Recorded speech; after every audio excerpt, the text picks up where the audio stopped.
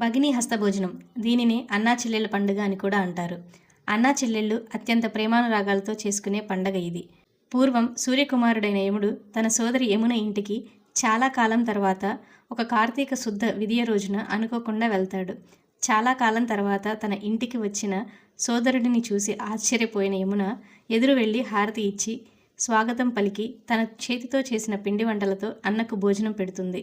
అందుకు తృప్తి చెందిన యముడు సంతోషపడి కానుకలు ఇచ్చి ఏదైనా వరం కోరుకోమని అడుగుతాడు. అప్పుడు యమున ఈ రోజును అన్నా చెల్లెళ్ళ పండుగగా అందరూ జరుపుకోవాలని కోరుకుంటుంది.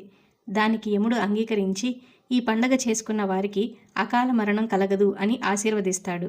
అందుకే ఈరోజు యమద్వితీయ అనే పేరు కూడా వచ్చింది.